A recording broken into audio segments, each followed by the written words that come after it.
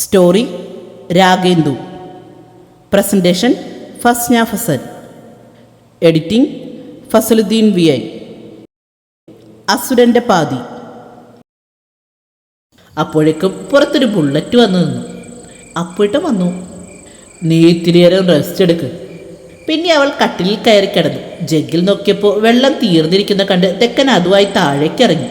തെക്കൻ ഹാളിലെത്തിയതും തലയ്ക്ക് കൈ കൊടുത്തുപോയി. നിറയെ ഫ്രൂട്ട്സ് വീണ് കിടക്കുവാണ്. ചിലത് പൊട്ടി, അതിൽ നിന്ന് ചാറ് നിലത്ത് പറ്റിയിട്ടുണ്ട്.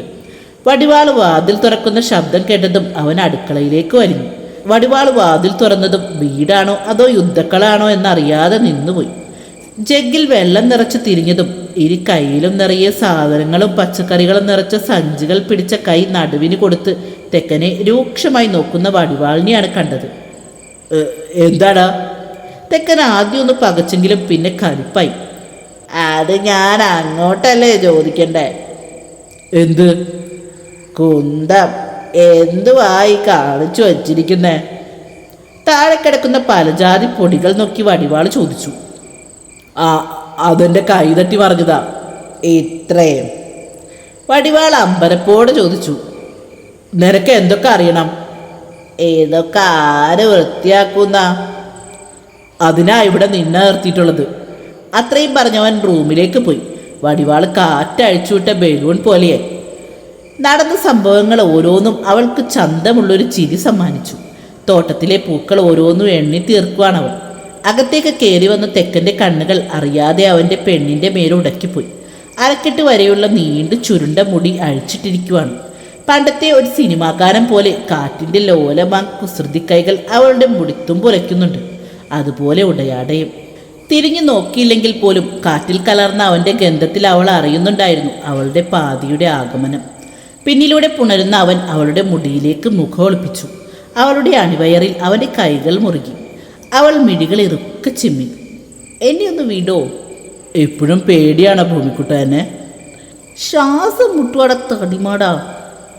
അത് കേട്ടതും അവൻ അവളിലെ പിടിയൊന്നഴിച്ചു. താഴെ നിന്നോ തട്ടലും മുട്ടലും ഒക്കെ കേൾക്കുന്നുണ്ടല്ലോ. അവൾ അവന് നേരെ തിരിഞ്ഞു. അതിന് തെക്കൻ അവളെ നോക്കി കണ്ണു ചിമ്മി കാണിച്ചു. കാലമാടൻ ഒന്ന് പുറത്തു പോയി വന്നപ്പോഴേക്കും കാണിച്ചു വച്ചിരിക്കുന്ന കണ്ടില്ലേ? എത്ര നല്ല പെൺകുട്ടികളെ നോക്കി വെള്ളം ഇറക്കി വരുന്ന വഴിയാ. ഇതിലെങ്ങ് വന്നതായിരുന്നു, എല്ലാം തോലച്ചു. ദൈവമേ, എൻ്റെ മോളുടെ അവസ്ഥ എന്താണാവോ? ആ കാലം കൊന്നു കാണോ അതിന്? അല്ലേലും അങ്ങനെ മാത്രം പറഞ്ഞിട്ട് കാര്യമില്ല. അവളും കണക്കാ, വന്നതും കണക്കാ, നിന്നതും കണക്കാ. ഒക്കെ എൻ്റെ നെഞ്ചത്തേക്കാണല്ലോ കർത്താവേ. എൻ്റെ കഷ്ടപ്പാടാർക്കും അറിയണ്ടല്ലോ.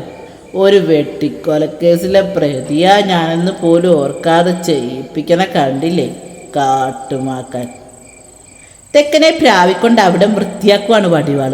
ഇത് കണ്ട് ഇറങ്ങി വന്ന ഭൂമിക്ക് പാവം തോന്നി. വൃത്തിയാക്കുവാണോ? അതെ, അല്ലാതെ നിന്നെപ്പോലെ വൃത്തിയേടാക്കാനുള്ള വഴിയൊന്നും എനിക്കറിയില്ലല്ലോ. അത് പിന്നെ അപ്പോട്ടാ നിന്ന് പരുങ്ങാണ്ട് കാര്യം പറയടി. നീ അങ്ങേരെ തട്ടാ നോക്കിയതല്ലേ? എൻ്റെ തങ്കക്കുടം പോലത്തെ ഇച്ഛായനെ നീ. വടിവാൾ കണ്ണ് കടച്ച് മൂക്ക് പിഴിയുന്ന പോലെ കാട്ടി. അയ്യോ, ഇതാരാ ഈ പറയണേ? ഇങ്ങനെ തന്നെയല്ലേ കുറച്ചു മുമ്പ് നേരത്തെ പറഞ്ഞ അങ്ങേരെ പ്രാവിക്കൊണ്ടിരുന്നത്? എന്നിട്ടിപ്പോൾ പറയുന്ന കേട്ടില്ലേ? അവനെ കോക്രി കാട്ടി അവളും അവിടുന്ന് പോയി. മേലെ ആകാശത്തെ തലോടി നിൽക്കുന്ന മഴമേഘത്തെയും നോക്കി മഴ തോർന്ന വെളിയിലെ തണുത്ത തെന്നലിനെ വരവേറ്റുകൊണ്ട് ഫോണിൽ റേഡിയോ ഓണാക്കി ബാൽക്കണിയിലെ ഊഞ്ഞാലിൽ വിസ്തരിച്ച് കിടക്കുവാണ് തെക്കൻ. അപ്പോഴാണ് അപ്പോഴനുമായുള്ള കത്തിയടി തീർന്ന് പണി കഴിഞ്ഞ് പുള്ളി കിടക്കാൻ പോയപ്പോൾ ഭൂമി ഇങ്ങോട്ടേക്ക് വന്നത്. വിളിക്കണോ?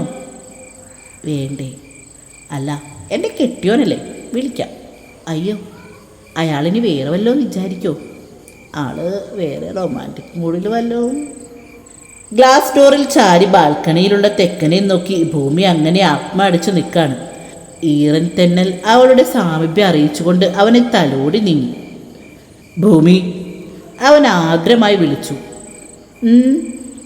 അവൾ പൊടുന്നനെ ഞെട്ടി തല ഉയർത്തി നോക്കി. നീ എന്താ അവിടെ നിൽക്കുന്നേ? ഇങ്ങോട്ട് വാ. കിടക്കുന്നില്ലേ? ഞാൻ കിടക്കുവാണല്ലോ, നീ ഇങ്ങോട്ട് വാടി വേണേ. അവൻ ഒന്നുകൂടെ വിളിച്ചതും മടിച്ചവൾ അവൻ അരികിലേക്ക് നടന്നു. എൻ്റെ കർത്താവേ, അവളിടുന്ന അതേ സോപ്പ് തന്നെയല്ലേ ഞാനും ഇടുന്നത്, എന്നിട്ട് എനിക്കില്ലാത്ത മണമാണല്ലോ ഇവക്ക്. അവളുടെ ഗന്ധം നാസികയിലേക്ക് വലിച്ചു കയറ്റിക്കൊണ്ട് അവൻ ചിന്തിച്ചു. എന്താ അവൾ ചോദിച്ച് തീർക്കും മുന്നേ അവൻ അവളെ വലിച്ചു മേത്തേക്കിട്ടിരുന്നു.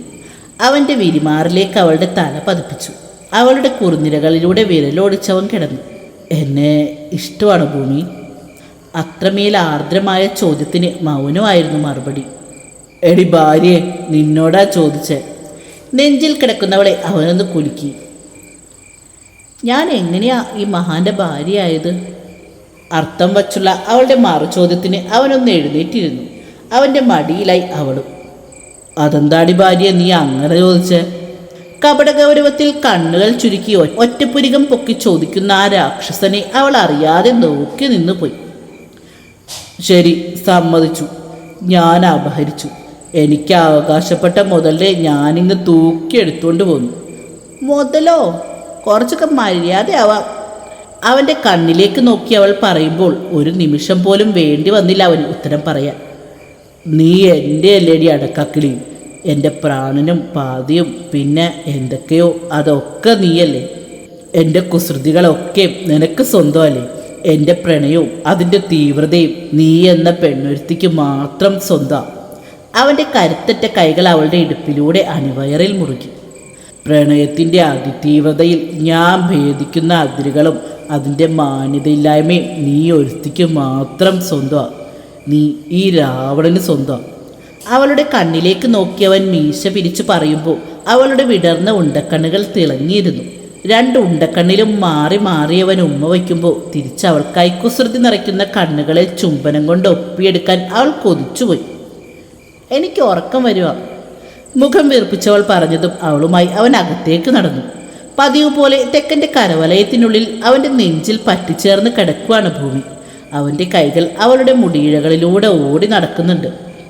കഴുത്തിലൊരു അസ്വസ്ഥത തോന്നിയപ്പോൾ തെക്കൻ അങ്ങോട്ട് നോക്കി. തെക്കൻ്റെ മാലയിൽ വലിച്ചു കളിക്കാണ് പെണ്ണ്. അവൻ്റെ ചുണ്ടിൽ ഒരു പുഞ്ചിരി വിരിഞ്ഞു. നിമിഷങ്ങൾ മാത്രം പ്രായമുള്ള പൊടിക്കുഞ്ഞിനെ എടുത്തുയർത്തുമ്പോഴും ഇങ്ങനെ തന്നെയായിരുന്നു. അപ്പത്തൊട്ട് തുടങ്ങിയ ആത്മബന്ധമാണ്. എന്തോ കാര്യമായ ആലോചനയിലാണല്ലോ എൻ്റെ ഭാര്യ. എന്താണ്?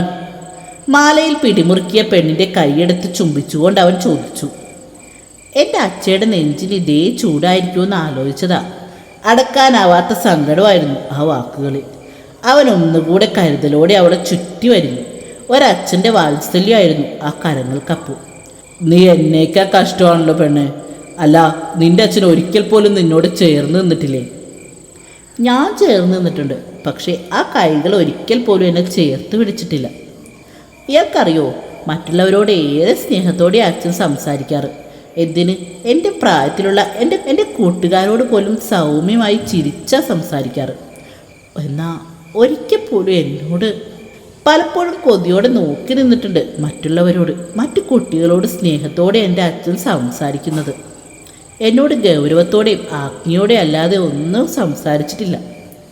സ്വന്തം അച്ഛൻ്റെ സ്നേഹം നിഷേധിക്കാൻ മാത്രം എന്ത് തെറ്റാണ് ഞാൻ ചെയ്തേ? അച്ഛൻ്റെ കൈ പിടിച്ച് നടക്കണം, കൊഞ്ചണം, വാശി പിടിക്കണം എന്നൊക്കെ എനിക്കുണ്ട്.